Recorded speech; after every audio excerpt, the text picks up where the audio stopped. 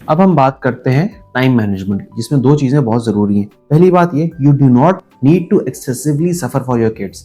भाई पहली बात, एक्सेसिवली सफर क्यों बोल रहा हूं मैं, क्योंकि भाई कुर्बानी तो देनी पड़ती है, but you do not need to excessively suffer. मतलब आपने अपने एक बच्चे की एक पार्टी शहर के दूसरे कोने में, दूसरी पार्टी शहर के तीसरे कोने में, फिर एक और पार्टी है, फिर रात में वहां जाना है, फिर ये भी करना है। अपने आप को ओवर फंसाए ना, क्योंकि उससे आप इरिटेबल ज्यादा हो जाते हैं और आफ्टर आप खुद भी एक इंसान है।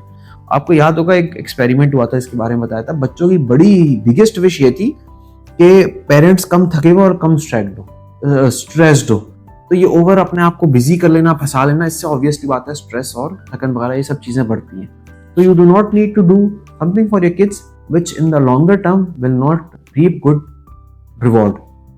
दूसरी बात, वीकेंड्स को अच्छे तरीके से मैनेज करें, क्योंकि weekends after all they are suppose to be weekends. आपको उसमें कुछ रिलैक्सेशन का टाइम भी चाहिए, अपनी नींद भी पूरी करनी है, बच्चों के साथ कुछ खेलना भी है, कुछ फैमिली के साथ भी खेलना है। तो आप ऐसा कर सकते हैं कि स्लॉट्स बना दें, भाई मुझे ये करना है, इतने टाइम ये करना है, इतने टाइम ये करना है, स्केड्यूल कर लें। बच्चों को भी क्लैरिटी हो कि वीकेंड्स कैसे मैनेज होंगे। वीकेंड पे आप कुछ एक अच्छी फन एक्टिविटी रखें। बच्चों को एक मूवी लगा दी, बच्चे मूवी देख रहे हैं, पेरेंट्स अपना खेल रहे हैं, पेरेंट्स एक्सटेंडेड फैमिली के साथ खेल रहे हैं, पेरेंट्स ने अपनी कोई एग हंट, कोई अपना छोटा मोटा गेम रख लिया, कार्ड्स खेल रहे हैं। मतलब make weekends enjoyable, but they must have some structure in them. It is good for your kids, it is good for yourself. एक चीज और, वीकेंड्स में नींद जरूर पूरी करें, because you have, specially on Sunday या जो भी आपका आखिरी डे होता है वीकेंड का, because you have to make yourself ready for Mondays, for next week, जिसमें आपको वापस काम करना है। आपके बॉन्ड के लिए एक और बहुत जरूरी चीज जो है, राइटर ने कुछ चीजें, जाहिर बात है समरी चल रही है तो उसने कुछ समरी बताया, मैंने इसका नाम दिया स्मॉल थिंग्स ऑफन, छोटी छोटी चीजें लेकिन बार बार। स्मॉल स्पेसिफिक जेस्चर्स अगर आपने स्पाउस को डेली बेसिस पे दें, वो बहुत अच्छा है। इस तरह हग कर लेना, हाथ पकड़ लेना, घर आके कोई अच्छी बात कर लेना, जो आप डेली बेसिस पे कर रहे हैं ना, वो बहुत ज्यादा जरूरी है। This is what makes your life, your routine makes your life. जिस तरह राइटर बताती है, मैंने एक रूटीन बनाई कि रोजाना शाम को मैं टॉम को, अपने हस्बैंड को, बिस्किट में चाय और प्लेट रख के देती हूँ और नैपकिन बड़े ना वीआईपी तरीके से फोल्ड करती हूँ। उसको भी अच्छा लगता है, एक छोटा सा जेस्चर है, उसको भी अच्छा लगता है, बट उससे उनका बॉन्ड बहुत स्ट्रांग हो रहा है। पर अब हम ये सोचें हमने कुछ एक्स्ट्रा ऑर्डिनरी काम करना है, हमने हजारों रुपए खर्च करने हैं, पूरे रूम को सजाना है, फलाना करना है, ये सब जरूरी है। स्मॉल जेस्चर्स ऑफन, जिस तरह अपने हस्बैंड को अच्छे तरीके से देख लें, हस्बैंड अपनी वाइफ को अच्छे तरीके से देख ले। और है क्या कि अगर हम देखेंगे भी ना, कभी कभी आपका स्पाउस परेशान भी हो जाएगा, यार ये इतना अच्छा क्यों हो रहा है, ऐसा काम क्या फंसा हुआ है मेरे साथ। तो फिर इस चीज जो सरप्राइज है ना आपके पार्टनर की तरफ से, उसको भी इंजॉय करें कि वो इतना हैरान क्यों हो रहा है।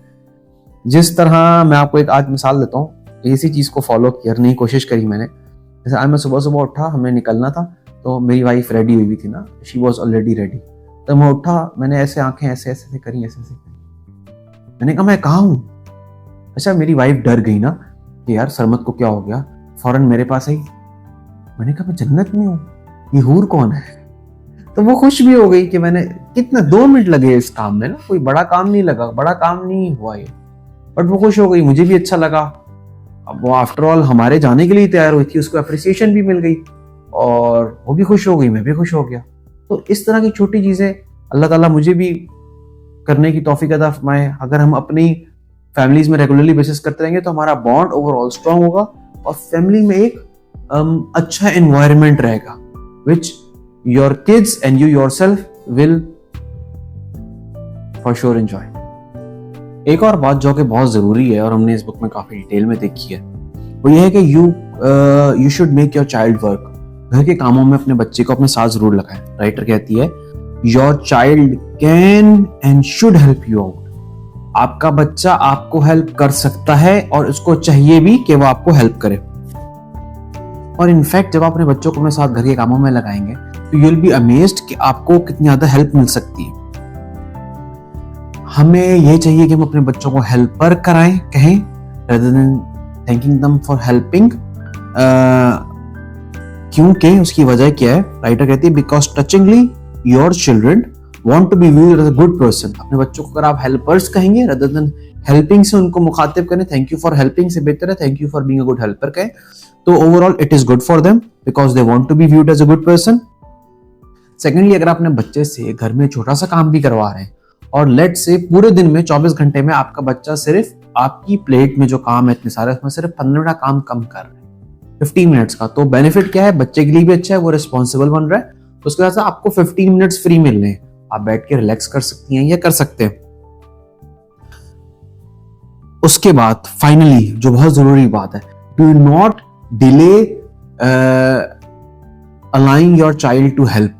मतलब अपने बच्चे को घर में काम करने की या हेल्प करने की आदत बहुत डिले ना करा दे. क्यों? क्योंकि टीन एज ईयर से पहले ही उनका माइंड मेलिएबल होता है, इतना सॉफ्ट होता है कि आप उनको ये चीजें उनमें आदत डाल दी हुई, टीन एज के बाद ये चीजें सब करना बहुत मुश्किल हो जाती है. Finally stop rationalising.